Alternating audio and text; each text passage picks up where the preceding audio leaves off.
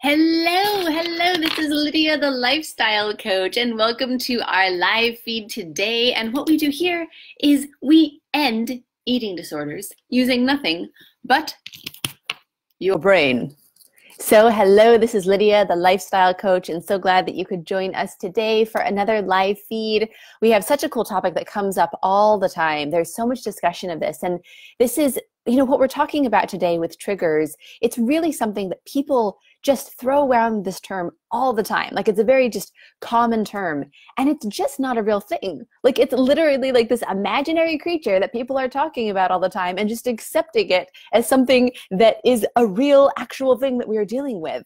And I understand that feeling, but I just want you guys to know that it's not a real thing, and I can prove it. And I'm going to do that today. So welcome. So fun to see you guys here.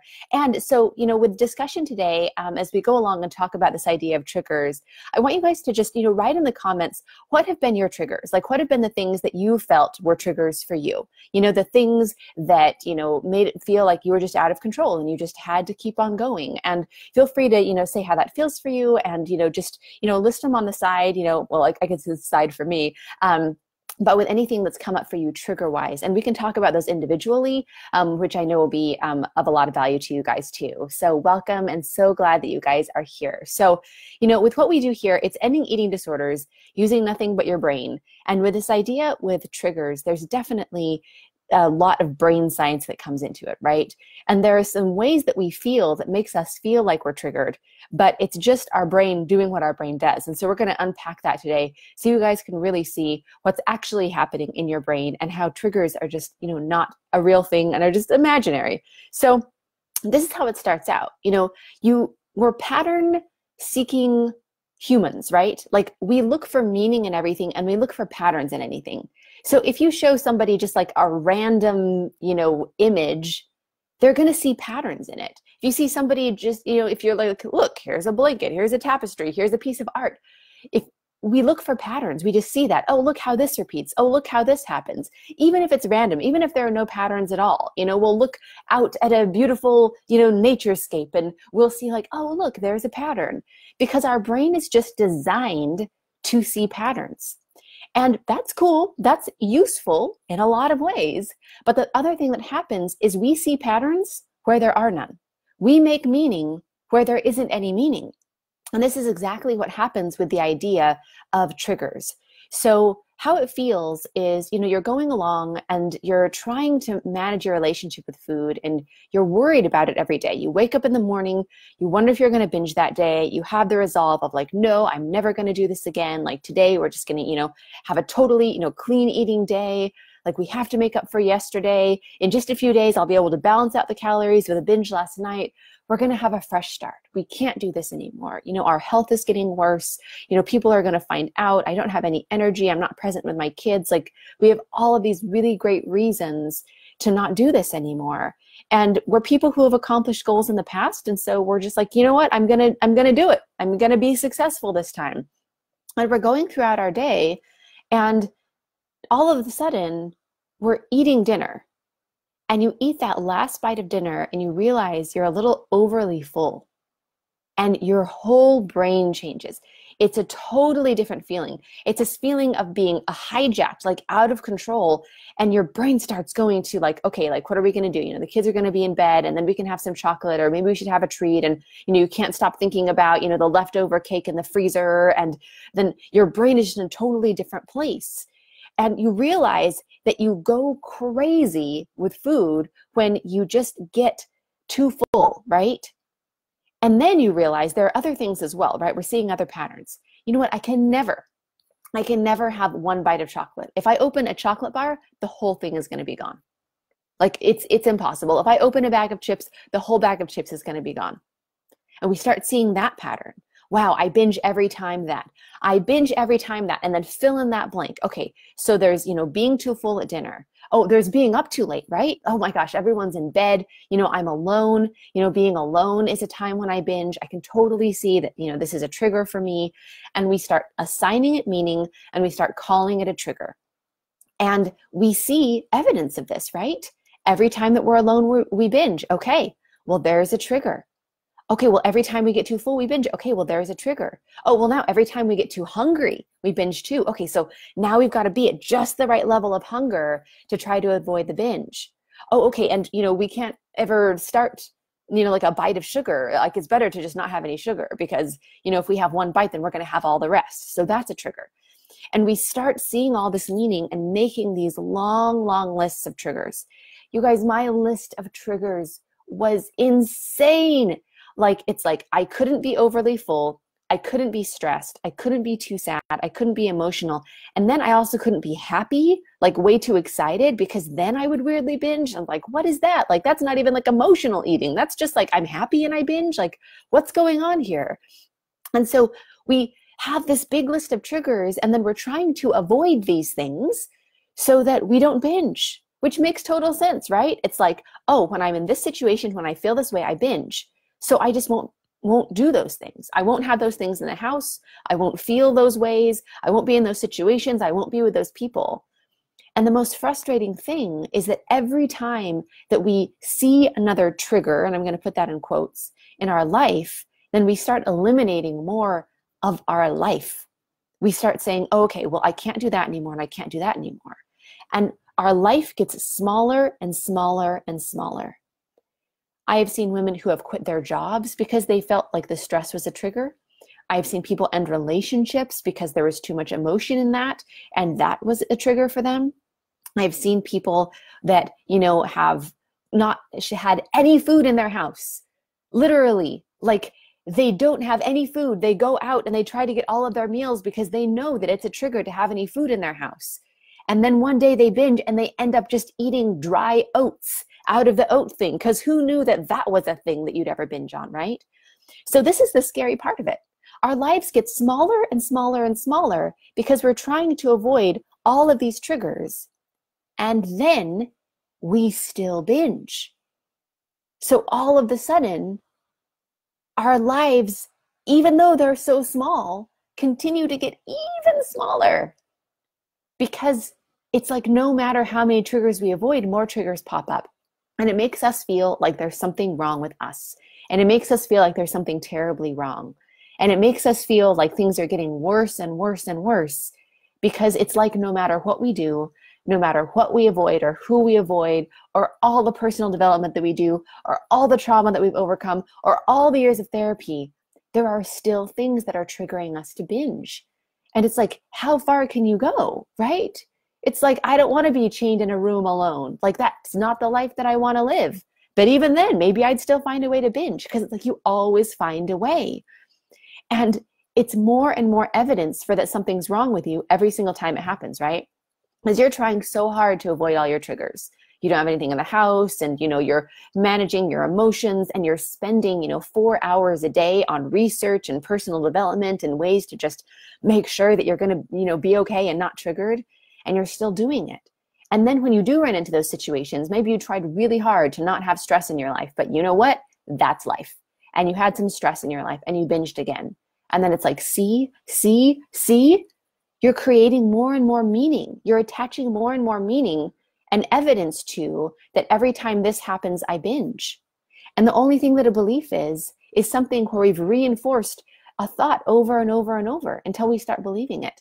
And that's why our triggers seem so real. And that's why our triggers seem so valid, is because we can point to a whole pile of evidence showing exactly what's happened every single time. There's never been a time where I've opened a chocolate bar and only had one piece. That's never happened. And so it starts appearing real. The illusion appears real. And we feel so powerless, because what are we going to do, right? And hey guys, just wanted to welcome you on. Thanks so much for being here. So fun. Feel free to comment with, your experience, what you feel like your triggers have been, and we can go over those as well. And we're just talking about, triggers and how they're not a real thing. And we're going to prove it in a minute. So we're talking about the theory right now. So this is what it feels like. Just an incredible powerlessness in your life, because it's like everyone else can do that, right? Everyone else can go out to eat. Everyone else can stop eating when they're full, or want to stop eating when they're full. I remember when I read in one of the many books that I read trying to end my eating disorder of, normal eaters, when they get full, they lose interest in food. And binge eaters, when they get full, that's when they're driven to binge. And I was just like in tears because I thought that I was the only one who felt that way, because it seemed like a completely backwards way to feel. But that just became another one of my triggers. It's just another thing that went on the list of triggers because, okay, well, then I have to avoid being full then. Okay, all right, there's another thing. And I'll do it. I'll avoid anything that I need to. I really want to be done with my binging. The sad thing is that avoiding triggers never ever ended binging. No matter what I did, there was always more triggers that popped up. It was like a head of a hydra, right? You cut off one head and two grow back. And it was extremely frustrating and really, really scary. So let's just talk about this theory of a trigger. And I'm talking specifically about triggers with eating disorders, okay? I'm not talking about being triggered with trauma. I'm not being, because the word trigger gets used for lots of different things. So I want you to know I'm specifically talking about this theory of being triggered with an eating disorder. So think of like a trigger, like you're pulling a trigger on a gun, right? With that, it's a thing that happens where the next thing is an immediate, like, okay, like that has to happen, right? So like a true trigger is like, if you have a peanut allergy, eating peanuts equals anaphylactic shock. There isn't a choice in that, right? There isn't like, oh, well, I have a peanut allergy. I'm going to eat some peanuts and decide whether I'm going to have an allergic reaction or not. That's like a trigger. That's like a true like definition of the trigger. Like that's absolutely going to happen. Like, okay, you have a peanut allergy. But then we start thinking that all of these other things are triggers because we have evidence for it. But the theory of a trigger is once something happens, you have no choice. You are powerless. The next thing is going to happen. Like there is no way you cannot binge. You are powerless to not binge. You have been triggered. And I understand that it feels different. It feels like your brain is different. It feels like you're different. It feels like you're being hijacked and controlled. And why am I doing this? And I'm totally, I have no choices in this.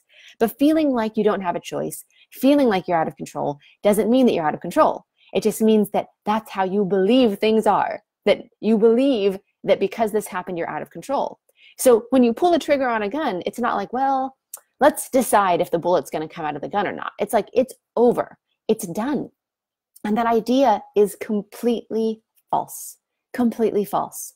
When it comes to eating disorders, there might be a point at which you have a thought about food, right?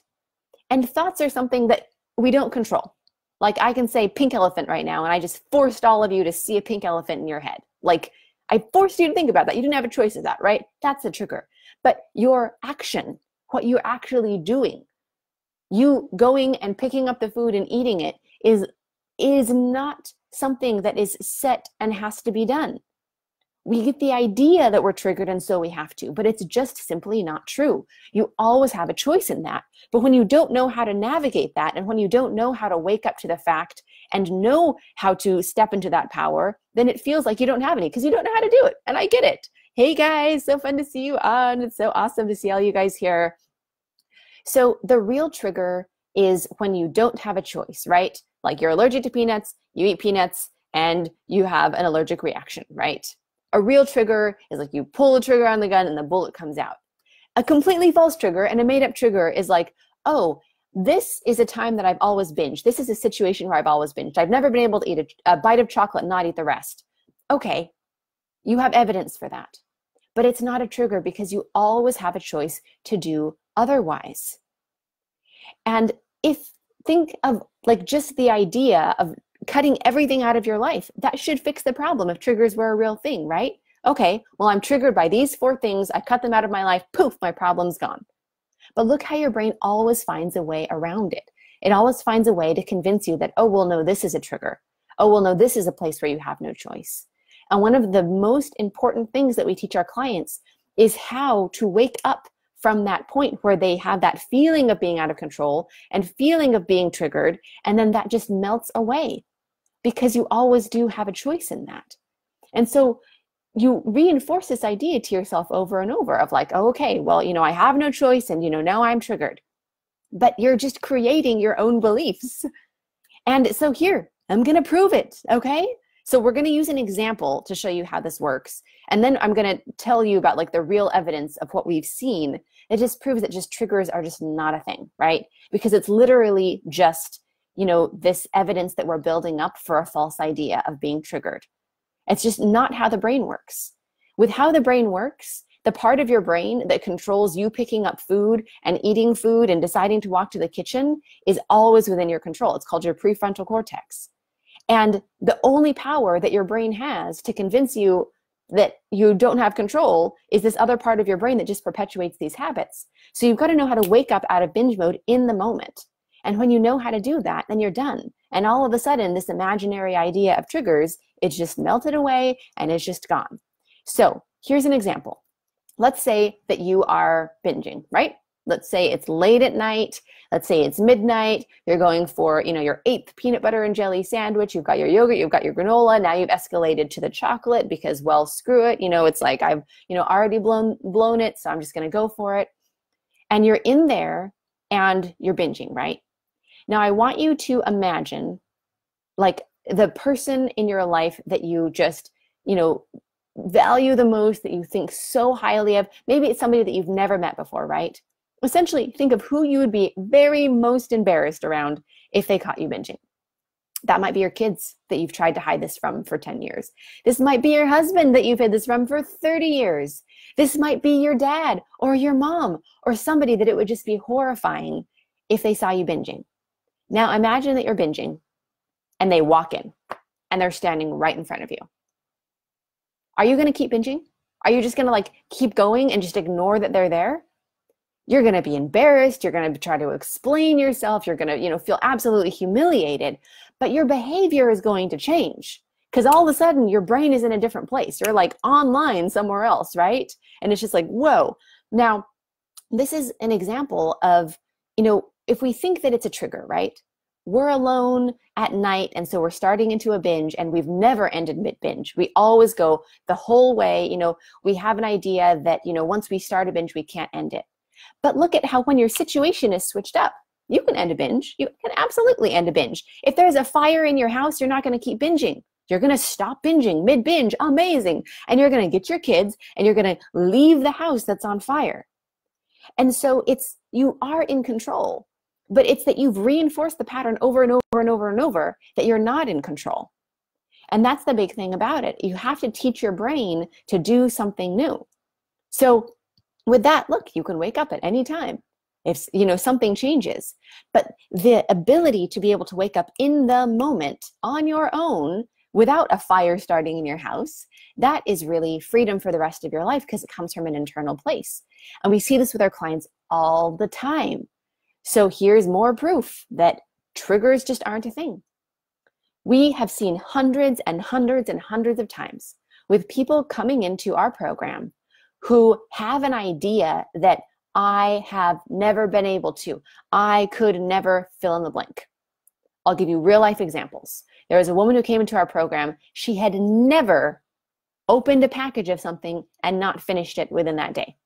Always finish the whole bag of chips, always finish the whole candy bar. So she just wasn't even starting stuff, right? Like she would just like get like little tiny individual packages of things, right? Like she would never buy like a big bag of whatever because whatever she opened, she would always finish it. And there was this belief of that's just who I am and that I'm triggered. I'm triggered by opening up a package of something, right?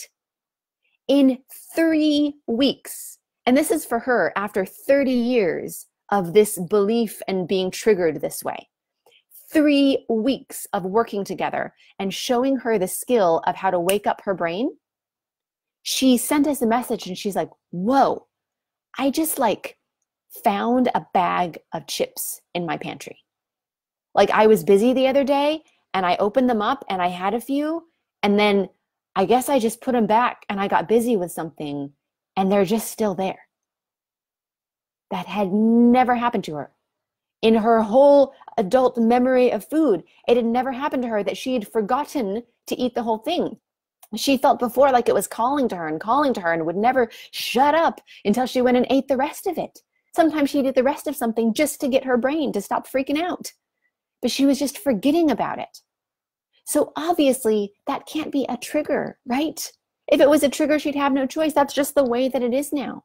But she learned a new skill so that in the moment, she could just forget about food and just move on with her day. And it wasn't a big deal. And it wasn't like an isolated incident. Like, that's just how her life was now. In fact, she kept on finding bags of chips in her cupboard because she would like buy them and then forget about them and then go to the store and then buy more and then be like, oh man, I forgot to buy these chips. Like, she was just forgetting about food. She'd never forgotten about that before, ever.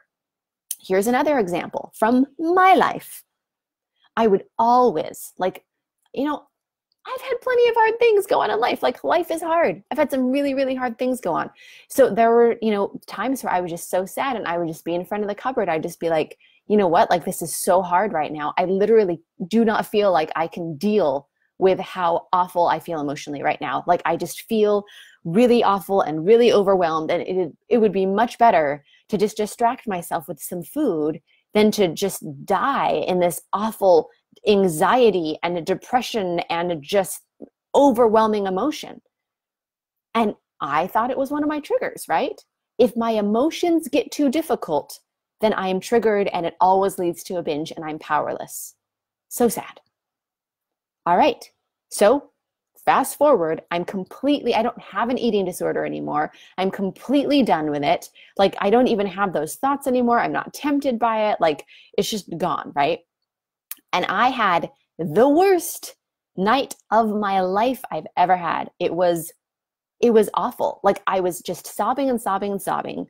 And I couldn't sleep because I was so sad and overwhelmed. And then eventually I would just be so exhausted that I would nod off to sleep for a second. And then the sadness would wake me up. I had never had that experience to that point in my life. Like, the sadness would wake me up and then I couldn't sleep again. It was just like back and forth the whole night. It was absolute torture. And in the midst of this incredibly emotional, awful evening, you know what occurred to me? Wow. I haven't even thought of binging. Like, that hasn't even passed my thoughts. It hasn't even crossed my mind.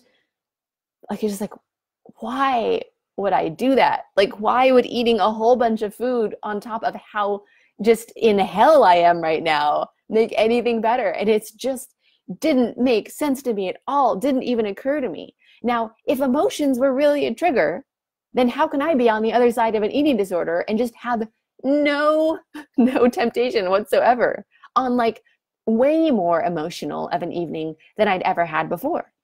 And this is what we see over and over and over and over and over. Women who can be alone when they couldn't be alone before and just be fine. Because why would we binge just because we're alone? With emotions, with highs and lows.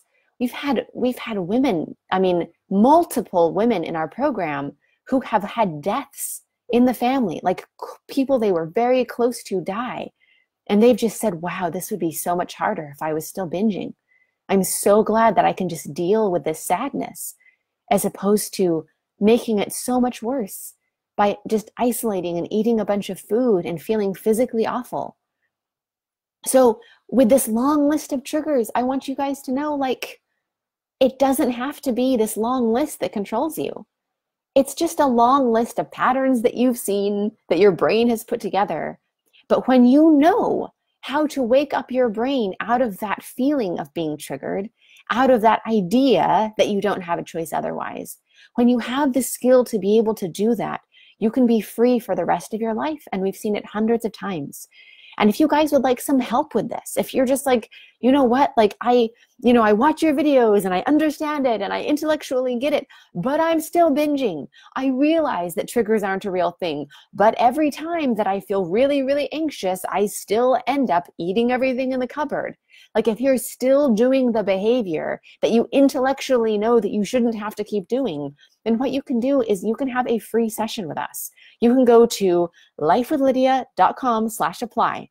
And there's a calendar there where you can have a free session with an amazing member of our team that has been there, that is trained exactly for helping you get the foundation of freedom. We want everybody who is really serious, and this is not for everyone. This is if you are really serious about getting better and ending your eating disorder.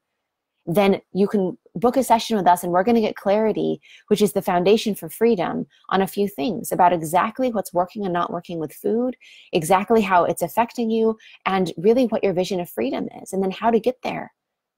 And that is the place where we all start. We know what works. We've done this hundreds and hundreds of times. And so we offer that as a free service for those who really want this to end in their lives. Because I know it's hard. I've had a lot of hopeless nights. I had so many days where I just wondered, like, is this just going to be the rest of my life? Am I ever going to get better? Am I ever going to feel differently? Or is this just going to be the rest of my life? Am I going to be an old woman on my deathbed and still be obsessing about food? It was boring, it was stupid, it was destructive. And with so many accomplishments in my life and so many people that I'd helped and so many things that I felt passionate about and really saw the value in and had, these strong values in my life, it seemed insane to me that something as simple as food was wrecking it all, that was holding me back from being able to have a life that I could enjoy. And I don't want that for anyone who doesn't want it. If you want that, great, high five. You can do whatever you want with your life. But if you're done with this and you would really like to be in a place where you can have freedom and have this behind you, not manage your eating disorder for the rest of your life, but truly have this behind you, you can go to lifewithlydia.com/apply and you can book a session with us. So this is Lydia, the lifestyle coach, with another live feed, signing off. Mwah. Bye, guys.